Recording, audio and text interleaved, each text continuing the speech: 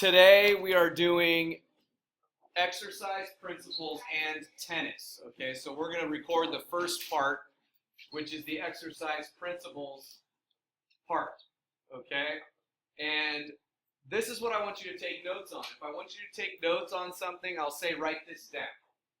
If I want you to just absorb something because we're going to visit it later, and I just want you to keep it in mind, then I'll say just absorb this. Okay, so that means just look at it, read it, remember what you can about it, but it's not the most crucial thing we're talking about today. I just wanted to give you some background. Okay, so today for exercise principles, it can be treated like getting better at any skill.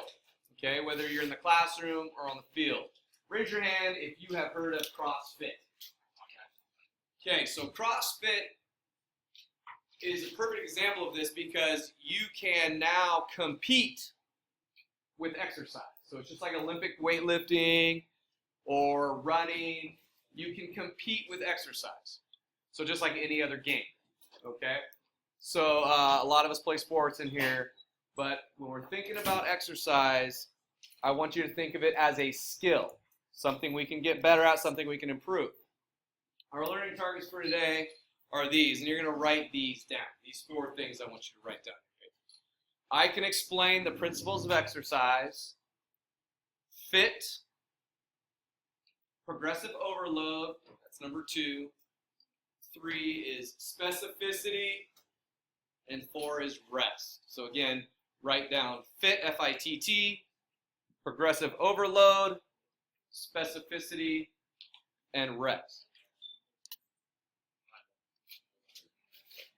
And so I'm going to switch the slide now. If you don't have all those written down, that's okay, because we're going to come back to them. You'll have another chance. So, first, absorb this. You don't have to write this down. Absorb this, okay? So, in the spring, we will be working on these areas. You'll be tested on these areas for fitness grant, okay? So, body composition is what we're made up of. Bone, muscle, fat, water. It's what we're composed of. Flexibility is the range of the range of motion through a joint. Cardiovascular fitness, that's heart, pumping blood, moving oxygen through the body to the muscles where it's needed. Muscular strength is how much you can lift. Muscular endurance is how long or how many times you can do something. So here they are defined. Okay, you can see the difference between muscular strength and muscular endurance at the bottom. The amount of force, 1 time, power. Muscular endurance is like running a long distance. Okay, you're repeating a motion every time. Okay, so just absorb that. We're going to come back to that. Let's move on to FIT, F-I-T-T. It's just like FBI, right? It's an acronym. So, F-I-T-T. Write this down. F stands for frequency. I stands for intensity. The first T is time. And the second T is type. And we're going to define all of those. Where's the paper? Where's the pad of paper? You don't have a pad or paper or a pencil. Where are the pencils? It's too hard. Okay, so frequency is the first one. Frequency is how often. Write that down. You don't need to write the whole thing. You just need to write down how often. So, how often do we have classroom day in PE? Yes. Once a week. That is the number. So, for a while, about 10 years, they said exercise 3 times a week for 30 minutes. Okay? Well, now it's exercise every day for 60 minutes. That's the frequency. What most commonly, what is the frequency of people eating meals in a day? Could be 5. What else? 3, right? So that's the frequency you eat meals. All right? So it's how often. Everybody have how often written down? Good. Next, intensity. Okay, write down this. How hard. So, intensity is how hard you work. So you can exercise your 60 minutes every day, but if that exercise consists of a slow walk, maybe that's intense for you, but probably not. Whereas if you did 60 minutes of high intensity interval training or something like that, or played a sport, something where your heart rate's elevated, okay, that's going to be more intense. Intensity is a very personal thing. So like what's intense for me is different than what's intense for you, and vice versa, okay? So everybody's going to have their own intensity, but there's ways to measure that, okay? Next, time. Time is how long. How long do we exercise? How long? So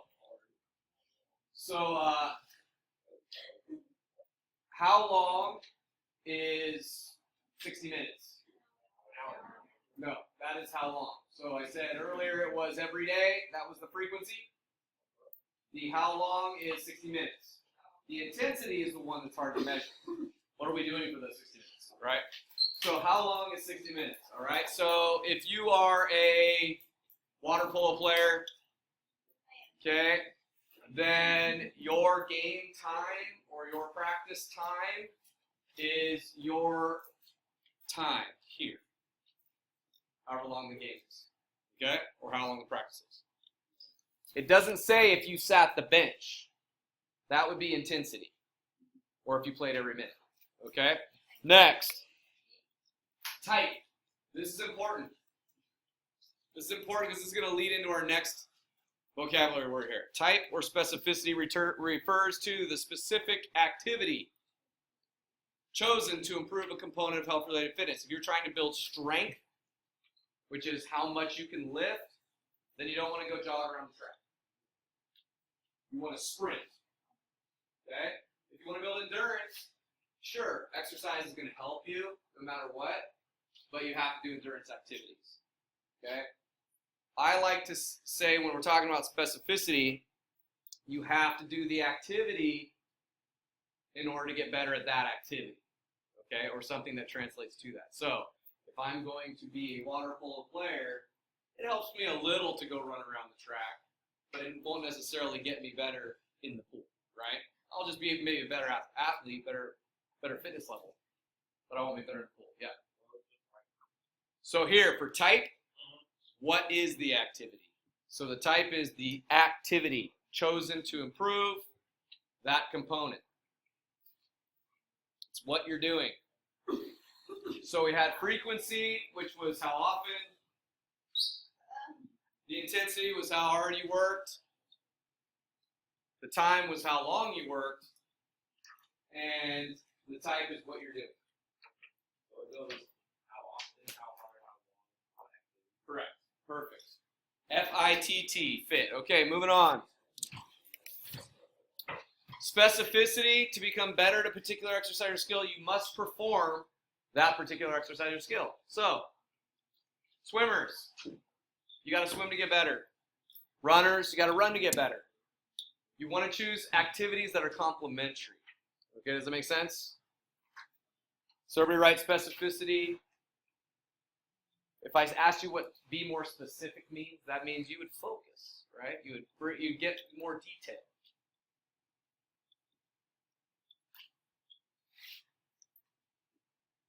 All right, moving on. All right, here's story time. Okay. Progressive overload. What are the words up there? What are the root words of progressive overload? Progress. What else? Over. And what else? Load, right? So if I carry this chair here, I'm carrying a load. Okay? So right now this is very easy to hold up, but if I held it up for 5 minutes, it might get a little hard, I might start shaking, and then I have to drop it. That's the concept of progressive overload. Okay? Now maybe some of us can't even lift this, or some of us can hold it for 10 minutes. Your progressive overload point is different than anybody else's. Okay, so it's the idea that exercise or skill building activities get harder and you make improvement over time. Okay, as you make improvement, you're going to have to do more. When you run a 6-minute mile, you got to push yourself so that you can get to a 5:45 mile. And it's going to be time. All right? So, progression. Making progress. The key words here, I want you to write steps over time. It's logical and realistic steps to build skill or improve ability over time. That's progress. Okay? Oftentimes we can't jump ahead. All right, next. Overload. Right now you can carry a load, and you want to task yourself. In order to overload, you must task yourself with the most you can do until you fail. That's overload. Okay? Running as fast as you can until you can't run anymore. That's overload. Okay? So what I like to say is challenging yourself to promote growth. Because we can think about other classes. We can think about math. We can think about biology. Sometimes it's hard, your brain gets tired. That's overloading. And then you're going to get better. Okay? Challenging yourself to promote growth. Which leads us to what should come next, which is the deloading period. Rest. You take the load off. Okay? And you let your body recover. Okay, a problem now that we have with sports is that you can play the same sport year-round. When I was growing up, you could not. You couldn't play the same sport year-round. I played baseball in the spring, soccer in the fall. There was not year-round soccer. There was not traveling baseball. There was not club volleyball. It just didn't exist. Now that seems weird because now almost every athlete I come in contact with, they do their sport year-round. Okay? And what happened, what we're starting to see are overuse and overtraining injuries that we didn't see before. In fact, last class, a volleyball player shared that she dealt with that last year because she just played too much volleyball. So she had a back issue that normally probably she wouldn't have to deal with if she wasn't always repeating the same thing. Okay, so it's a little bit of a overtraining issue. Rest and recovery is crucial. You have to do it. Okay? All right, so right now, we are going to spend 10 minutes. I'm going to give you 10 minutes, and you're going to write 150 words, okay? 150 words to explain how the principles we just discussed influence your favorite activity. Now let me break this down to you. If we're doing this for 10 minutes, that's 15 words a minute.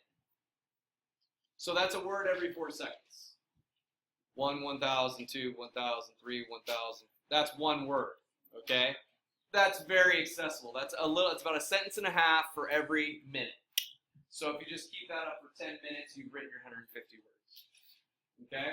I want you to focus on how you can apply these things we discussed today to improve your performance. Refer to your notes. We're going to have a nice quiet atmosphere so we can get this done. And then we'll share out with our partners. Okay? Question? Favorite activity or favorite sport? If you don't play a sport, great question, because I left that out. What if you do? If you don't play a sport or activity, whatever it is you like, but the word is active. So what's something you like to do that's active? So if you like hiking, if you like being outdoors, if you like climbing, there's a lot of activities. Someone talked about surfing. There's a lot of activities that are not just part of the school sports. Okay? All right, so take 10 minutes starting now to do that.